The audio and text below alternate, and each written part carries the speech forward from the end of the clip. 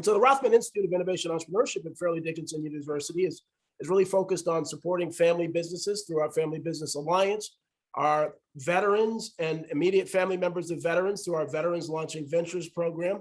We now are bringing on a small business development center, so we're providing hands-on consulting to small businesses of any stage, at any stage.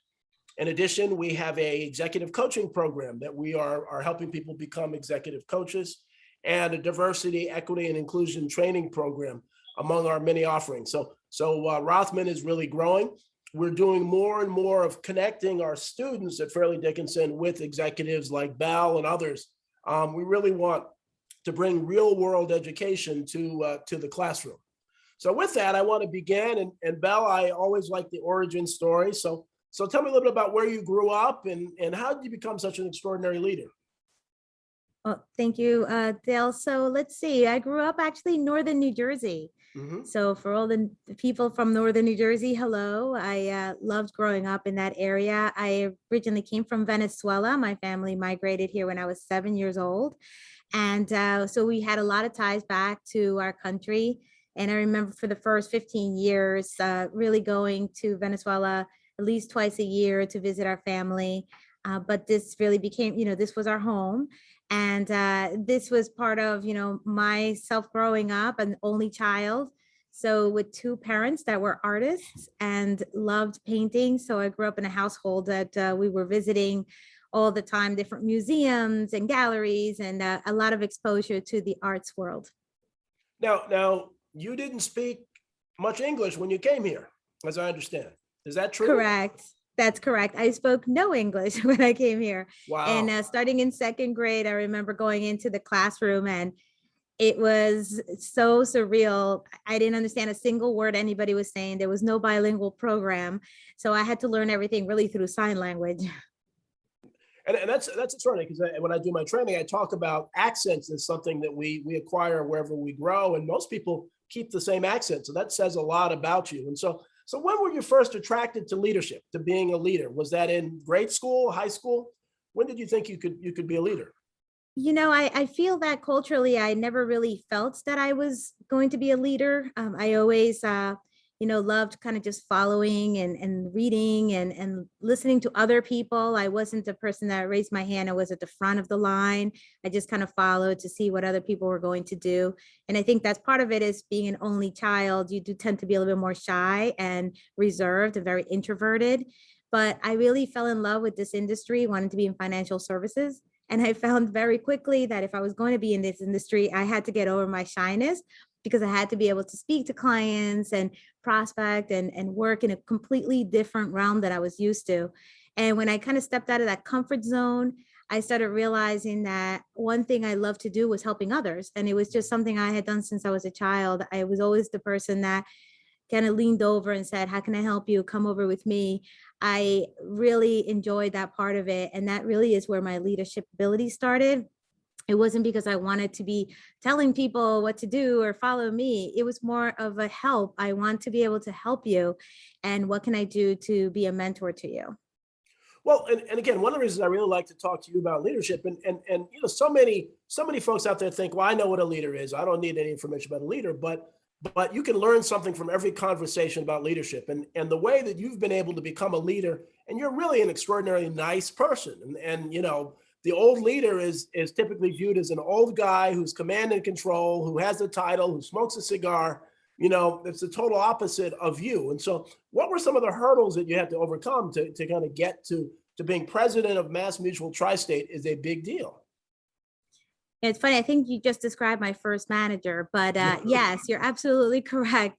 It was very different mold. I think part of it was really not thinking about, what people expected me to look like or be like or act like. It was really that I always felt that I wanted to just learn and be an apprentice and kind of understand how to help others. So I do remember going into my first leadership meeting and looking around the room and being the only woman and feeling very intimidated by my environment, but just refocusing on, I'm really here because I'm trying to make a difference at my micro world back in my office. So it really started as just kind of laying back and just taking notes and just really being able to absorb a lot. And then more and more, courage, I guess, kind of builds with time, where you become more confident in what you're doing and being able to kind of raise your hand. And I know there's a very famous book called Lean In, and that book was not around when I started in my leadership journey. But I think that's really where I started, is just kind of saying, what can I do? And raising my hand when I knew, if I got that feeling that I shouldn't be raising my hand, I knew I had to push myself to raise my hand and just ask questions. So this is kind of where it all started. And I do remember, many times just kind of having people just look over at me like, who is this person in the room and why is she asking a question? And I just didn't allow that to bother me. It wasn't around me. It was really around the people that I was there to support. And that really helped me to kind of get through those beginning years. Well, many of the businesses, many of the groups that we work with are family businesses, they're small businesses, and they often gravitate to the loudest person in the room as the best leader. And they ignore that quiet woman in the corner or that quiet guy in the corner who's an introvert, but clearly very studied and so on. What advice do you give if people are looking for the next generation of leaders? How do they not overlook that person, who is quiet but could be an extraordinary leader? Well, I will tell you that many times at the beginning, I was actually also intimidated by those people in the room. And I quickly realized that it was a facade. They were just as insecure as I was. They just expressed it in a different way. What I also came to realize is that a lot of times in these meetings, I would pay a lot of attention to how things were worded. And I would realize that many times people say what they want to do, but not what they have actually been doing. So that also helped me to kind of build confidence that, a lot of times just because someone is the loudest person in the room doesn't really mean they know all the answers or have all of the answers.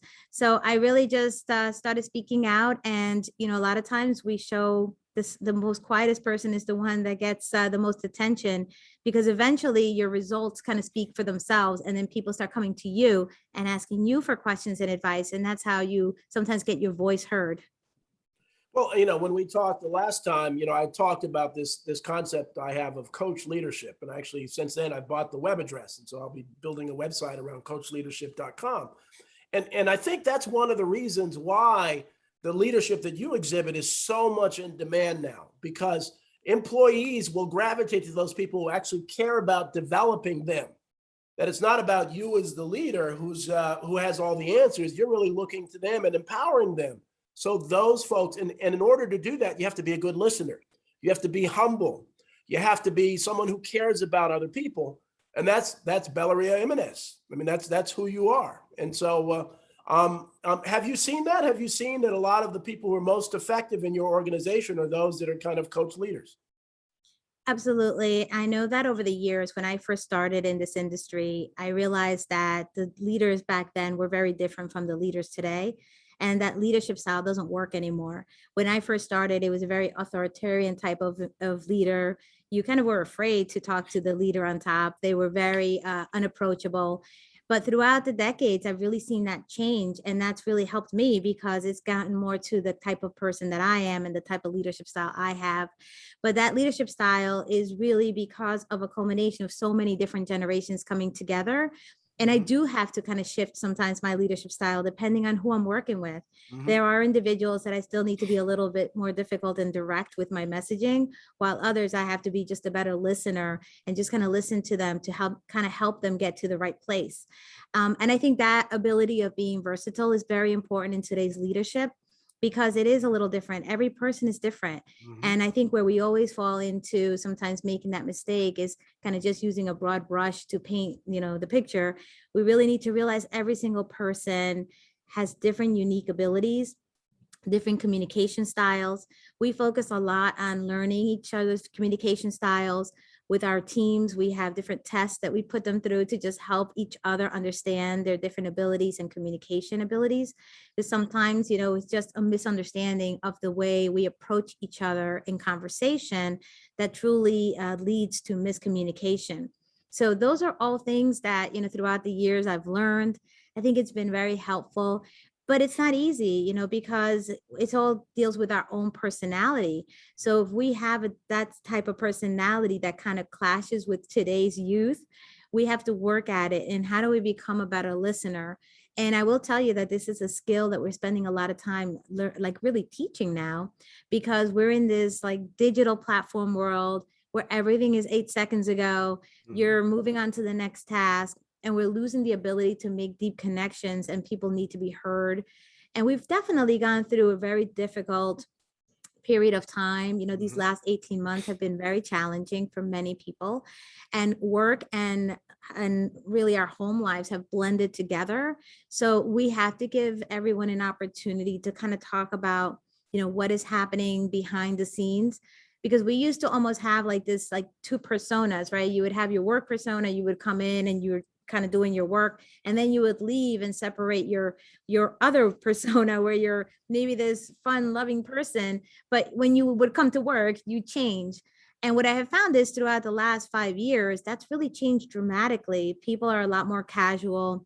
They're sharing their personal lives at work. And we have to get used to that in leadership and understand how to help navigate to staying focused in what you need to do, but at the same time, having that sensitivity of being able to help individuals with their work-life balance, because we have really blended both worlds. And especially now in this virtual platform where many of our workers are at home, and we have to be sensitive to the fact that, especially a few months ago, we were working and at the same time helping our children doing their assignments and doing their homeschooling. And it was just a blending of information. So we are really trying to be more sensitive to all of that in today's environment. Well, there's a term that I've been using that others have used as well, called reboarding.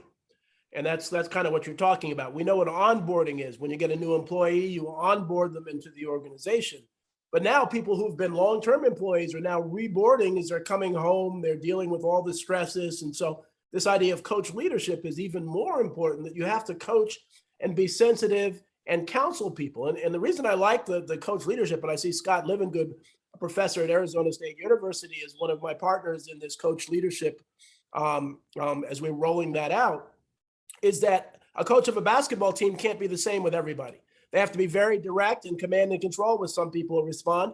They have to be very sensitive to other people. And I don't know if you saw The Last Dance about the Bulls and Michael Jordan, but you look at what Phil Jackson did. He was totally different with Dennis Rodman than he was with any of the other players, and it worked. And so it amazes me more people don't think of that. And you are just the perfect. You really we need to use your face as the picture of coach leadership. So talk to me. What are some of the challenges? So president of MassMutual Tri State, what are some of the leadership challenges that you and other leaders in your organization are facing now?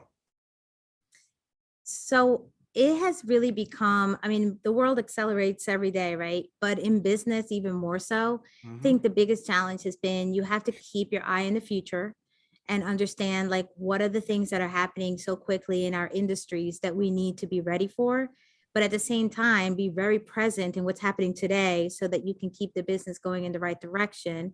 And also, we just have so many new things that have been added, as you mentioned before, with just all of the changes in how we have to interact with our staff, our employees, our vendors.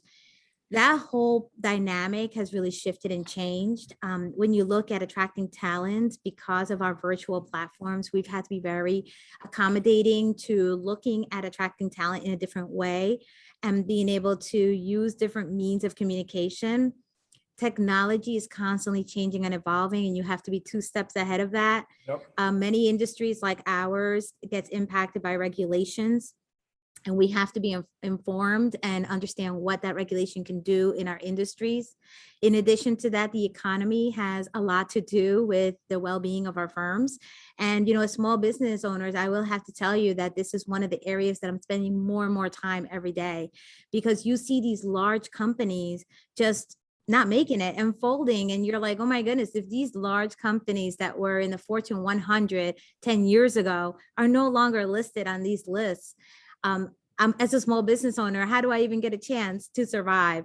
And I think that's where small business owners have to be so understanding of not keeping the eye off the future, being very open to new ideas.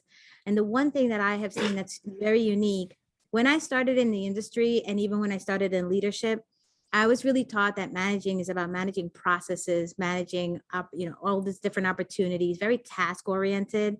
And there was very little emphasis on people. Mhm. And what I have learned throughout my journey in leadership is that all those things could be great and you can have every single process in place. But if you're not taking care of your people, connecting with your clients, connecting with your staff, you're not going to get any of that to work, because it's humans that drive all of that.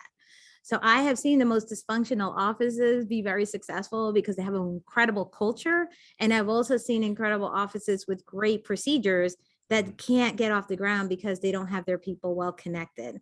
And this is where that thoughtful leadership, as you said, really comes into place, and being able to be very understanding, just having that. And we have to wear many hats. We have to wear HR hats at times. We have to wear technology hats and lawyer hats and all kinds of hats. And that, I think, is one of the biggest challenges that all of us small business owners are facing today.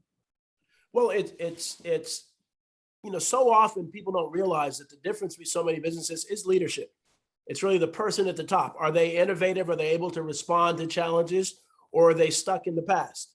And I really think, as many seminars on leadership as they are, I don't think leaders of family and small businesses take it as seriously as they should. They're so focused on sales, but they don't realize that the right leadership empowers people to be the kind of salespeople that they want to generate. And in a minute, we're going to bring in Bruce, and I want to talk to both of you, but about leadership. But we're going to talk about some of the obstacles, specific obstacles for businesses, because there's so many issues, and this is what we find as we're doing consulting.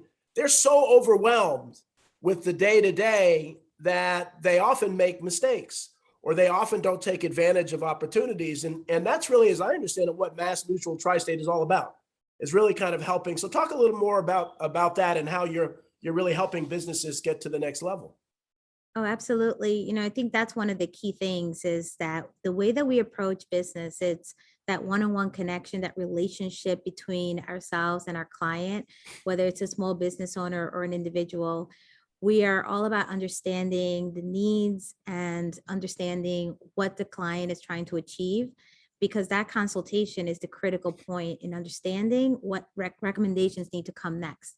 And that is, I think, one of the things that makes us also very unique. It's that it's not about, at the end of the day, what product solution, but it's about what need the client has so that we can find the right solutions. So that's another part that has really changed. And I think, as I look at, the small business owners, and as you mentioned before, being able to understand and pivot to change, that's one of the things that we always have to be working on, is being very humble to understand that I may have been great yesterday, but that doesn't mean that I'm going to be great tomorrow. I always have to be working at improving and growing and learning from our mistakes, and just saying, how do I do this better the next time? And we do the same thing with our clients. We want to make sure that we're constantly being able to provide true customer service. I see many mission statements out there that say we're all about the client experience and helping our clients.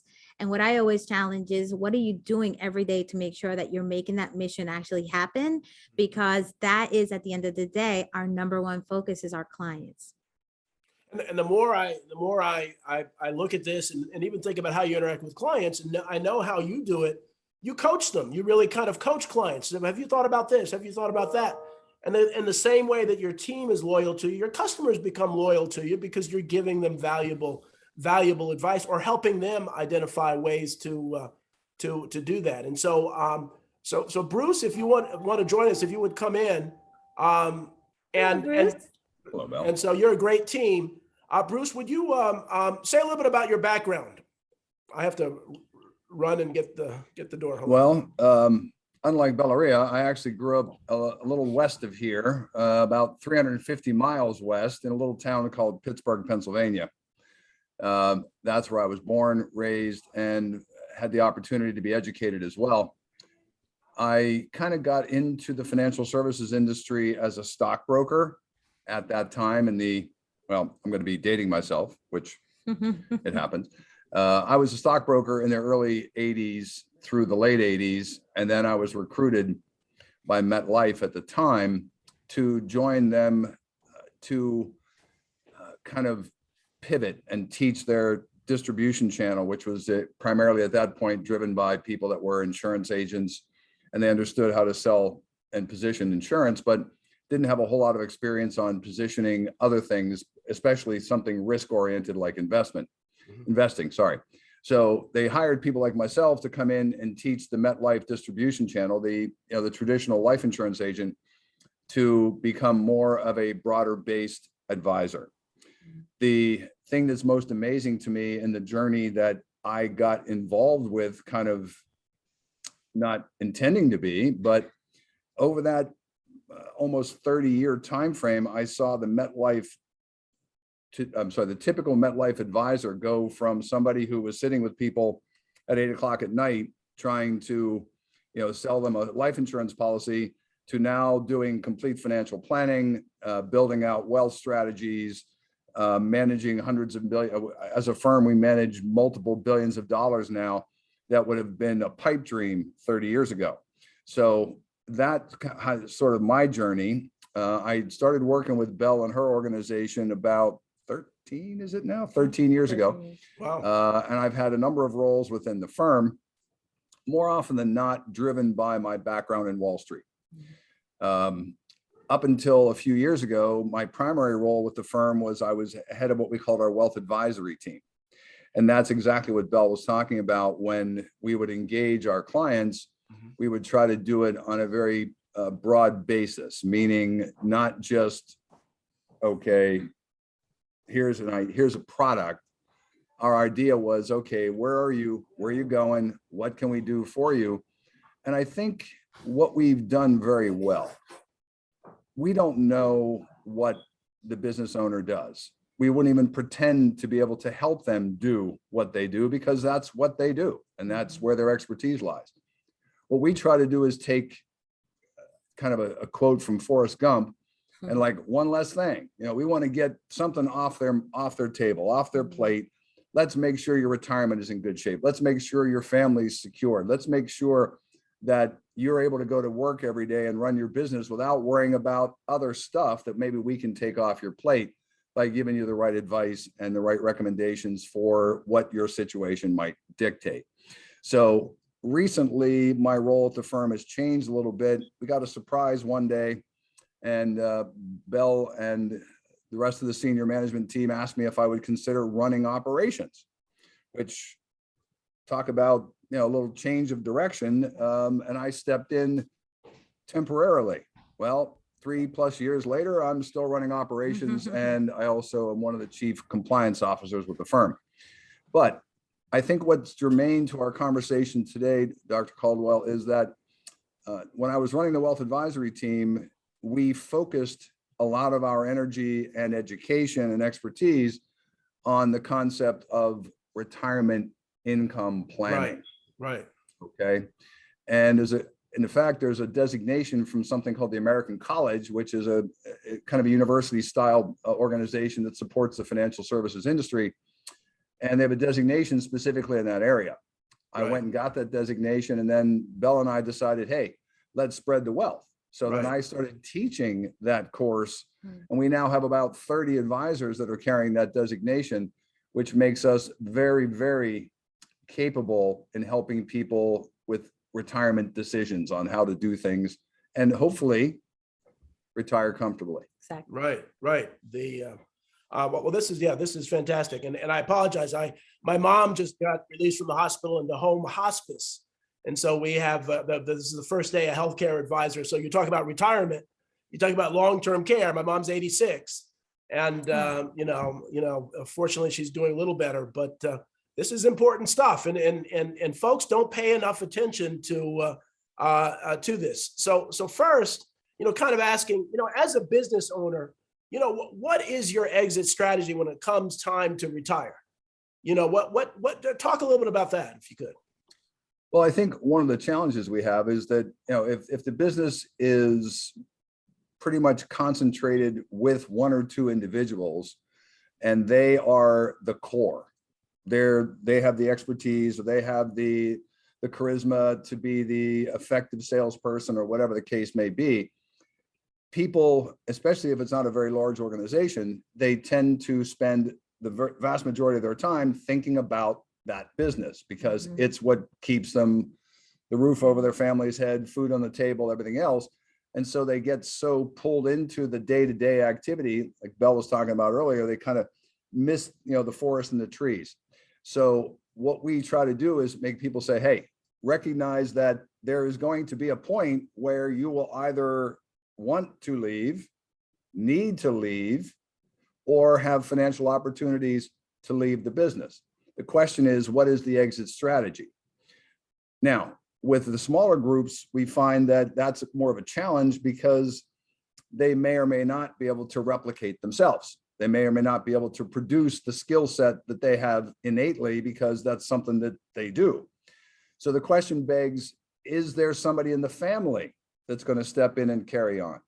Is there somebody that's already part of the organization, maybe a key employee who could possibly carry on? Or is the business going to be dissolved when the key person that chooses to retire? So depending on what that end strategy is, Dr. Caldwell, drives a lot of the recommendations that we make. Right. And that's good. And Belle, did you want to add anything to that? What I would say is that is really where the differentiation is between how we do our business, because those questions right there are really going to lead in so many different directions. And in dealing with the small business market, this is such an important aspect of understanding the needs and desires of the business owners, because this is where we have to separate the emotion from the reality. I know many times, as Bruce said, one of the questions always starts off is, what would you like to happen with your business? And many times there is this wanting to have that continuity and having maybe a family member continue to run the practice or the business. But what we find many times is the next key questions are, is that individual in the same boat, right? Do they want to have the business with you? Are they equipped to actually run the business? Are they excited about it the way you have been running the business? And many times, unfortunately, with family businesses, that may not always be the case. So that kind of helps us to just have different opportunities to influence the decision-making process for the retirement. And business owners, just like Bruce said, they're not always thinking ahead or in the future. They're living the present moment because businesses have become so complicated, as we mentioned. Especially during the pandemic, where a lot of businesses were really under siege, right? And just barely hanging on. And so you could see why their focus would be on just surviving day to day, week to week. And again, kind of forest in the trees, missing the larger picture, because what people have to recognize, Dr. Caldwell, I think it's pretty, people think about it, but they don't think about it, if that makes any sense. Right, Like yeah. it goes through their head, but it doesn't really stick. Right. There's a possibility for some people to be retired almost as long as they worked. It's Mhm. possible to be retired. Look at your mom. She's 86. Yeah, She's probably yeah. been retired now for 2 decades, Yeah, right? Yeah. And God willing, another couple of decades ahead. So, Yeah. you could be retired for 25, 30 years. And it begs the question, how do you pay your bills at that point, especially if you've tried to walk away from and move the business to somebody else? Yeah. Because one of the concerns we have more often than not is, as Bella indicated, we were talking, if someone in the family is not interested, okay, what is the exit strategy? Is your business marketable? Can you sell it? Right. Do you have equipment that is now maybe becoming a little obsolete that you have to pay attention to, that doesn't have a market after you retire or when you want to retire? Do you have hard assets that may or may not be easily disposed of, or if you own a building? Okay. Now, if the business continues, owning the building is probably a good idea.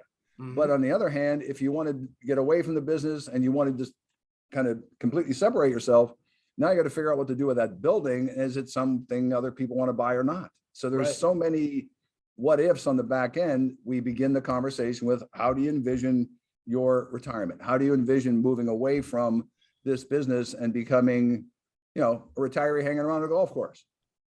Well, And the reality is that every financial strategy needs to have flexibility, because all those what ifs that we just talked about is exactly what most of the times we don't clearly have the answer. So you have to be able to have some kind of financial future and cushion for your business, but at the same time be able to be flexible enough to pivot. And I do want to mention, as Bruce just mentioned about longevity, I think in our business, we always see as small business owners never want to retire. I mean, if you ask like the average business owner, Right. they're like, I am going to be, working forever. But the reality is that right now we are so challenged with so many different changes, as I started off in my, when I started speaking, that it's not always possible to be able to keep up. Once you get to an older age, it becomes a lot more challenging to keep up with these ongoing regulations and technology and all that. So unless you have a really strong team around you, your role may really still diminish in the future, because the day-to-day just becomes very difficult to manage. Well, and you both become, and your whole team becomes counselors, because I know so many stories of folks who want to sell, but they don't realize the only value is the owner of the company. I know so Right. many folks. In fact, one of my clients is, I think he was 95, 96, still wants to be CEO of the company.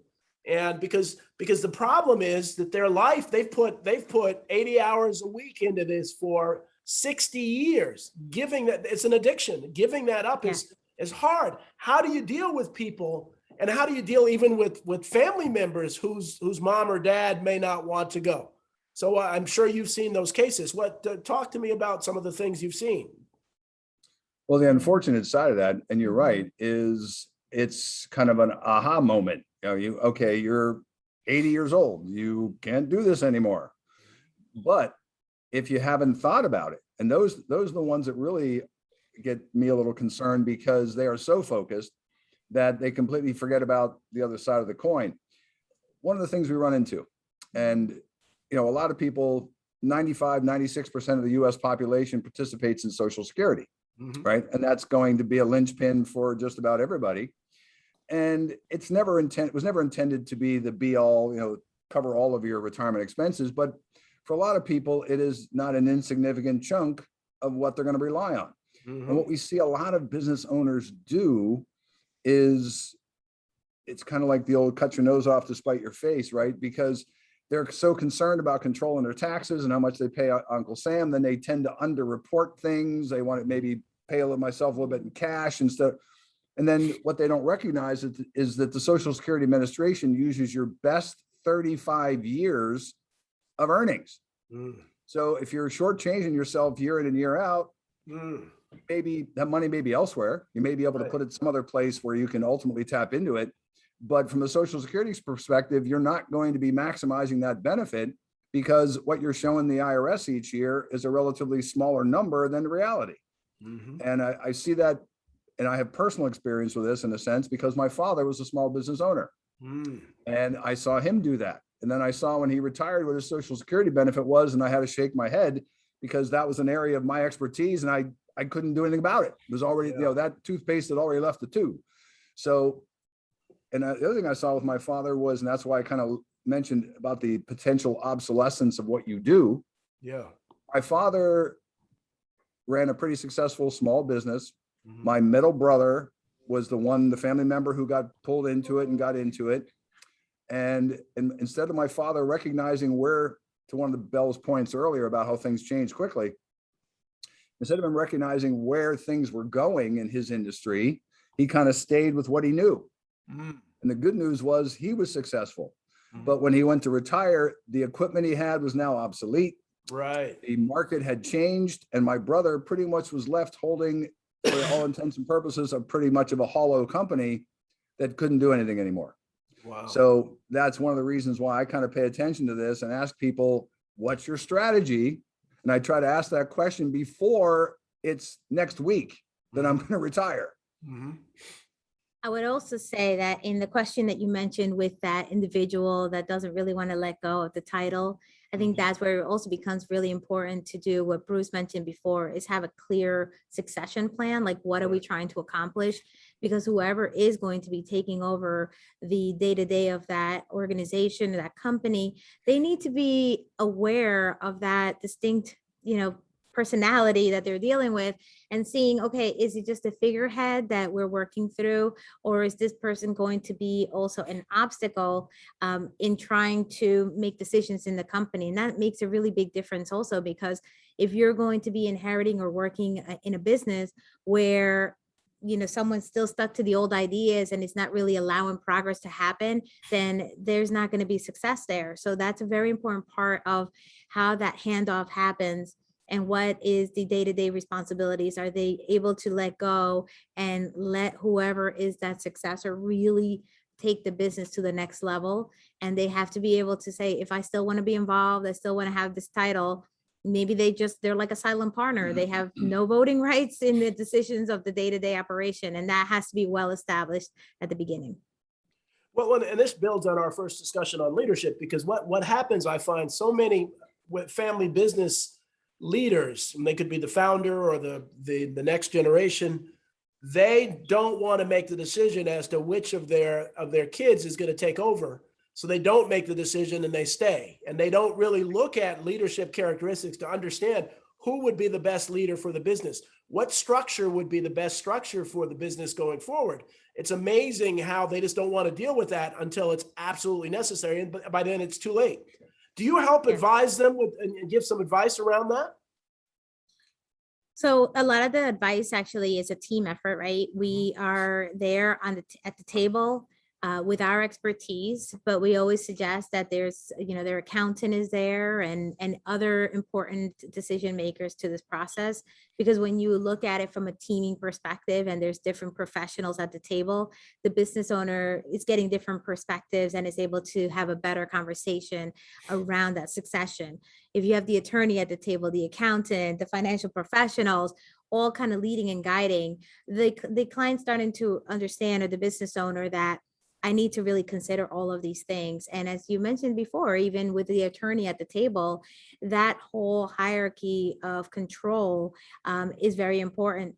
And I do agree with what you mentioned. I think part of it is wanting to just kind of procrastinate on those decisions because it's something that they're not comfortable addressing. And it does go to the different generations, right? We seem to have, definitely generational differences when it comes to decision making, where some of our older generations will say, I just want to push it off till it's like, I have to make a decision.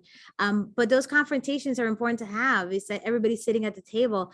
Sometimes like the kids are waiting for that discussion to happen because they're uncomfortable approaching the parent to say, I really don't want to be in your business. Right. And Bruce's story, he shared that story with me about his dad. And that was a really interesting story because it was 3 siblings. And the one sibling that was kind of stuck there with the business realized that this business is not going to be profitable for me because I really can't make the right decisions. My father also, as a small business owner, was an inspiration for me coming into the business because he had the same type of situation that Bruce described before. He was really good at his trade, but he didn't really understand the financial consequences that he was making in reporting less than he maybe needed to, and things like that, which when he came to retirement, he had nothing to show for his years of hard work. And that is something we always want to educate our small business community. What's the point of having 30 incredible years of business when your next 30 years, you're not going to be able to really benefit from the success and the fruits of your labor? It really is important. And again, my dad passed away last year. He was a minister and my mom was a teacher. And so their retirement is they're actually, believe it or not, doing better in retirement than they did when they were working. Yep. But the public sector has done that. The private sector has not, the private sector has fallen behind actually. And so, Bruce, you're shaking your head. Talk to me about that. Well, the reason I'm shaking my head is that, one of the things that we try to encourage business owners to set up, and there's always a reluctance to do so because it's not cheap, is to set up retirement accounts for themselves and their employees. More often than not, the owner of the business will be the biggest beneficiary of that retirement plan over a course of time because they'll be making the largest contributions and it'll be the most effective for them. But there's always the pushback about, well, that involves some additional cost to me. I got to fund it for my employees. I have to then bring it, there's additional accounting, paperwork, whatever goes along with a qualified account. But again, it's kind of like, forest in the trees. It's not easy. It is cumbersome. There's paperwork. Then you got to pull, an extra layer with the accountant and all of that. But at the end of the day, the one that benefits most by these qualified accounts is going to be the business owner. And so we get pushbacks on those. Well, I don't, I don't want to do it. I got to cover all these people. And the answer is, well, yeah.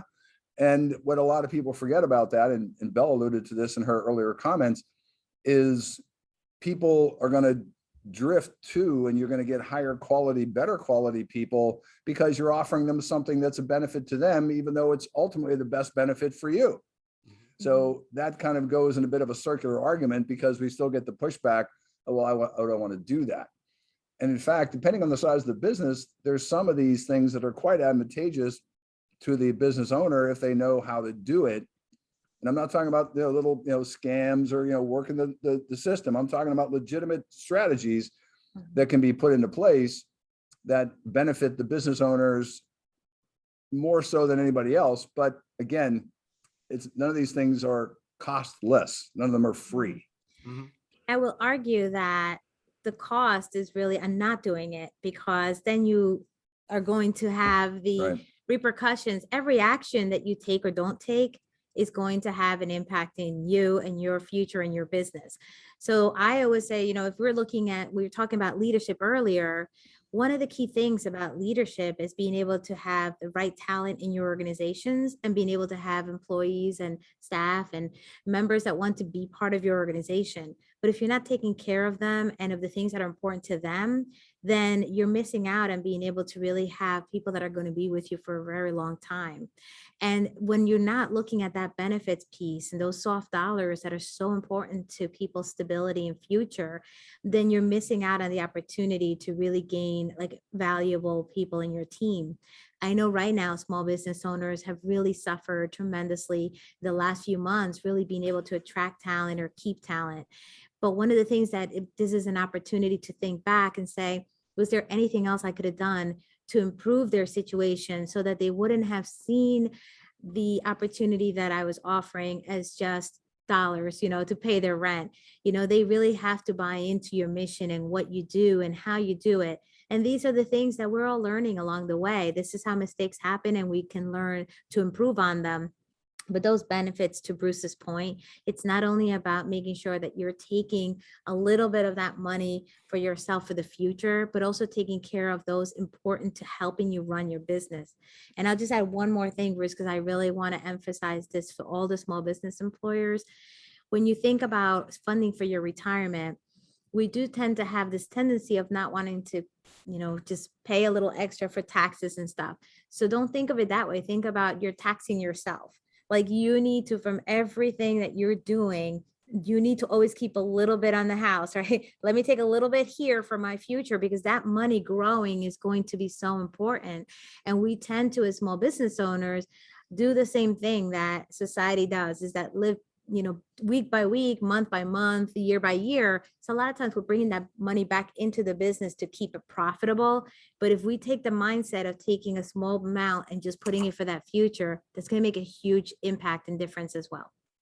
Well, but this is one of the most important things that business leaders need to be thinking about, because at the end of the day, and we at the Rothman Institute, we have the opportunity of seeing things, from the 50,000 feet, and you really start to look at politics, you look at the divide, and you start to realize that the losers of all of this stuff are the small business people. You have big corporations who can afford lobbyists. They get all sorts of breaks. You have big government agencies and entities that get breaks, and the small business person doesn't have that. And so we just went through a pandemic. So if that doesn't wake people up to say, I need to put something away so that when I retire, I can live a comfortable life, I don't know what will wake people up. And people don't take it seriously. And yeah, you're dealing with struggles. You're trying to recover from the pandemic, but you need to, and again, I speak, luckily my parents are doing better now than they did but most small business people don't have that option unless they put the money away for their high earning years. And this is really, really critical. I mean, it's not a joke. This is not something you can say, oh, I'm going to make it next year. And the economy is doing really, really well. We all know eventually it's not going to be doing as well. So you need to be preparing for that right now. And so, so as you think about that, so let's talk about Okay, if your exit doesn't include selling, but dissolving the business, what do you do? What are some of the retirement pool of assets look like, to protect your retirement? What advice do you have for that scenario? Well, again, it depends on the nature of the business. Mhm. Is the business something that produces a tangible item, like make something, or is the business more of a service oriented industry or service oriented type business, whether it's a restaurant, whether it's a dry cleaner, what have you, that really has a lot to do with the kind of recommendations we're going to make, because if it's something that they can pretty much ease their way out of without a lot of entanglements, meaning, building to sell, equipment to sell, what have you, then that's one direction. But one of the things I think always makes sense, Dr. Caldwell, is that, and kind of focusing on, regardless of what the strategy is, if you're thinking about your future before we get there, one thing that people can do, if they don't want to get too deeply involved with retirement plans, they don't want to get too tied up in having to provide a lot of benefits for their employees, especially if they're in a high turnover type business where their employees don't stick around that long. The restaurants in particular, most often, or maybe you got a retail shop somewhere and your turnover is pretty high. That's a lot of the reasons why people don't want to put up retirement accounts, because of people in, people out, people in, people out.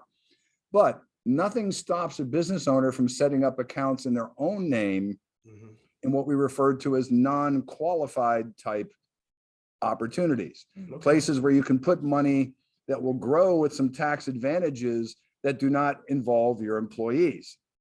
Things, and I don't want to get into recommendations details, here, right. or products in very significant detail, but there's a lot of things you can do to put money aside for yourself that will have tax advantages for you, that can basically start setting up that nest egg well into, and again, to your point, doctor, people would say to me for, I don't know, let's see, since 1985. So people would say to me, when's the best time to invest my money?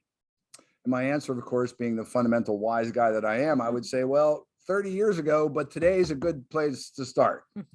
And Right. my point being is that time is always an ally when it comes to investing money. And if people try to set this up 3 years before they retire, they're not going to get the benefit of time. But if they start thinking 10, 15, 20 years in advance, and now you've got compounding returns working for you, the upfront money becomes less, because you don't need as much if you get growth as an example, as an ally. If you have to fund it all of a sudden, you got 3 years to go and now you got to fund everything, it's going to be pretty expensive. But if you do nickels and dimes, and you have time, then you have an advantage of compounding, which will hopefully fill in some of that gap. And so in that situation, it becomes less critical about how the business is dissolved, because we're in a financial position that it doesn't, I don't want to say it doesn't matter, but it's not as critical. It doesn't Right. have that permanent impact on my lifestyle for the next 30 years. Yeah, Many, and one many thing I years would ago, add, I would say- know that someone just approached us about a scenario with a business owner that basically sold their business, and now they were looking to see, what do I do with the assets, which is a great story. But the one thing they failed to realize as they were selling the assets is that they have to pay taxes on that, and there was no cost basis. So one of the things that business owners have to realize too is, if you're counting on that future sale, you have to take into consideration that you will have to pay taxes on that business. So that means that whatever you think the projected dollar amount, you need to kind of slice that in half, because that will actually be your net profit.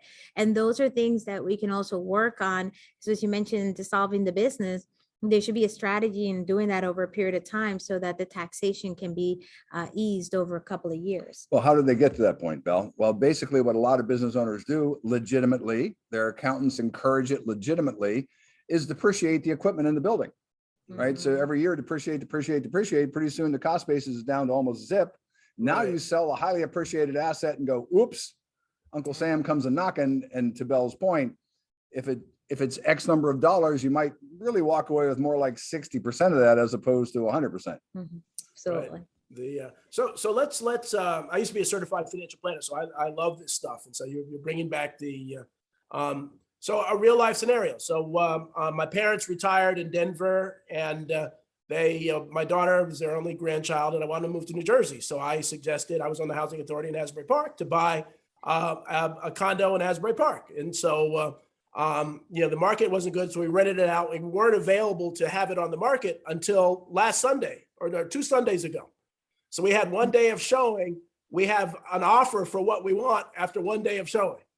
So it's a highly appreciable asset. It really increased. It was a great investment, probably the only one my parents ever made, but it's a great one. So you come away with a lot of money. You're gonna have to pay taxes on it. Do you, but obviously there's money can be put away for retirement or something, and obviously don't mention products. But do people put that in insurance products, or what kinds of, if you have a windfall, and a lot of people are having windfalls who are selling properties or even selling businesses, and they have a cost basis because they, you know what they paid. What kinds of things should people look at in that kind of scenario? So that's a really interesting question. And once again, it goes back to what Bruce commented before. It is so unique from person to person, because in a situation like that, for example, we also take into consideration who is going to be the ultimate beneficiary of this money. There might be an opportunity to gift and use some opportunities there in the, in that scenario. There could be money that could be used for retirement, but it depends on the client's age. You mentioned long-term care earlier on, and we really take that into consideration as well. Many people don't recognize, but if you're going to have to use long-term care, if you have a long-term care need, there is a 5-year look back on your assets. And you have to be very mindful when you're working with anyone that's in a retirement years. Does it make sense to have as many assets under that person's name? Now, clearly you have to have money for retirement, but there has to be many considerations that have to take effect, because as you mentioned, your mom is, 86 beautiful years. And as we get older, we will need care, just like you mentioned earlier. So there's many considerations when we're thinking about that large sum of money and where it needs to go. And a lot of times those conversations can start ahead of time. There could be maybe there's many advantages in the real estate area where you can exchange one property for another, and that's another opportunity. I know Bruce mentioned earlier to me on 1031 exchanges, which is business to business assets. So this is really where it's important to work with a full team and looking, talking to the accountants, talking to your financial professionals like ourselves before those decisions, so that you kind of know what needs to happen at the time of the sale. Dr. Caldwell, one of the things that I think kind of fell out of focus for quite a number of years now is the concept of estate planning. And the reason I say that is that starting with the Bush administration, then added to it by the Obama administration, and then added to it again by the Trump administration, the threshold where you start dealing with estate taxes has been pushed to such a level that 99% of the population doesn't think about it anymore. The reality is everybody should think about estate planning, because it's not just about how the assets are going to be distributed, or can I, leverage some tax laws to get a better estate for the next generation. It's about making sure you have things in place, Bell, like power of attorney. Do you have your health proxy in place? Do you have all the beneficiaries lined up the way they should be? Do you have, because it's amazing, as one of our attorneys used to say, if you die without a will, the state of New Jersey has a will for you. Right. It's called intestate laws, and they're going to direct where your assets go. And you're like, well, of course you're passed, so you have no control over it. And the people that you wanted to get the money might not, because you didn't set it up properly. So even regardless of all the financial side of it, one of the things that people have to think about is healthcare proxy, will, okay. What am I missing, Bell? Power of attorney. Okay. And all these documents need to be in place. And this is just for the average Joe, average you and I, not, the guy that, has many commas in his asset base. We're just talking about, average people, because I don't know if you've dealt with this yet, Bell, you've probably dealt with it. I have. When somebody passes in a family gets really strange about who's supposed to get what. Right. And if you don't have that dictated, and you don't have that set up, that's going to cause a ripple well beyond any planning you had thought you should have done. Yep. And that goes back to the comment you made before, Dr. Caldwell, well, many times the small business employer, the small business owner doesn't want to deal with those conversations. The problem is that they're still going to have those conversations after they pass, because that's where the family disputes will start if nobody was clear on what the intentions were. So Right. we really always want to make sure that we're addressing that. And we kind of help facilitate some of those discussions, providing some guidelines and opportunities for the business owner to kind of think about it properly, so that then they can have those conversations with their family, their heirs, or potentially business, other business owners that may want to buy their business. Well, you get that. Well, dad, I know dad wanted me to have it. Yeah. I know dad wanted me to have that. He told me that. Right, Oh yeah, right, sure. And so right. then you get that, it gets really bad in a hurry. Yeah, unfortunately, my parents were really, they weren't good at this stuff, but they actually did that. And so, they had that signed and so on. And so it's so important. And until you get to this stage, you don't think about that stuff. Yes. You really don't think about it. And so it's important even, and I hope the folks on the, on the call really begin to think about that. It's amazing how many people I know who are taking care of their elderly parents, who are dealing with, Alzheimer's, or dealing with, and again, nursing homes will spend you down to nothing if you don't know what you're doing. And that's a real threat, because people are living longer, which is the good part of it, but it's also the challenging part. So we have just a couple minutes. Any final thoughts that you'd like to share with some of the business owners and leaders? Well, I'm going to say something that's probably going to get me in trouble, but I'm going to say it anyhow. Good. We like that.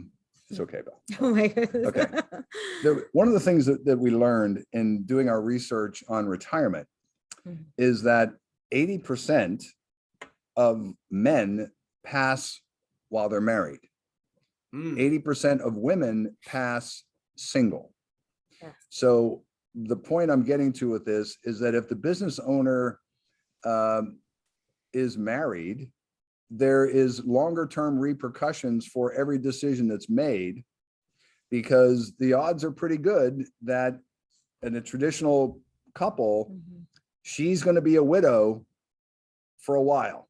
And if the preparation isn't done to the things we talked about, having the estate in shape, having the beneficiaries lined up correctly, having the assets in the right place, she could find herself in a financial position that her past husband never envisioned. So Right. that's food for thought, because women still are outliving men, even though the life expectancy gap is closed a bit, but women are still outliving men. And that's an ongoing issue we see with everybody, not just business owners, but it's even more acute, where we have the business owner, and again, I don't make this politically incorrect, but business owner is a man, okay? And he doesn't think in terms of what's going to happen to his bride after he's gone, because he's focused every day on what's going on to make sure the business is working. Yep. My argument is it's multi-layered and it's multi-decade thinking. Great. No, And what I go ahead, Oh, Bella. sorry. No? Yes, I was going to say, and as a woman business owner, what I would say is what you described earlier is my experience. I'm a sandwich generation. So I have my elderly parents that I am caring for and doing all the things that Bruce mentioned with the power of attorney and really caring for them. And then I have a young son who I also have to be very mindful that, I'm taking care of him. So it's really, as business owners, you have your business and you have your life. So there are so many different considerations. And that's why it's so critical that you do the proper planning so that everyone that depends on you is going to be taken care of. And that is my sincere hope, is that anyone that's listening to this, that's a small business owner, understands that you are so important, not only to our economy and to all the people that depend on you, all of your staff and everyone that works for you, but also for your family. So your responsibility is not only to your business, but it's also to yourself, to take care of all these important things so that everyone that depends on you can continue to benefit from it for all the hard work that you've done. Absolutely. My recommendation, Dr. Caldwell, to follow up with Bell, is form your team. Find an estate attorney, find a financial advisor. You probably already have a CPA that you're working with if you have a small business. That's your core team, and don't exclude the family in these conversations. Yeah. Absolutely. Excellent. Well, great. What you said wasn't controversial at all. I thought you were going to say why men die before women, but you didn't say that. So, No, I use that when I do public seminars, and I always get a punchline I don't have to finish. right. There you go. Well, thank you all very much. This goes very, very quickly. Great information. I hope the audience really understands this and understands that you've got to think about retirement, no matter how old you are. Even if you're in your 20s, especially if you're in your 20s. So, Especially. Yes. so thank you both. And thank you all for watching our Family Business Friday. And we will see you next week. Take care. Thank you so much. Thank Dr. you for having Caldwell. us. Thank you.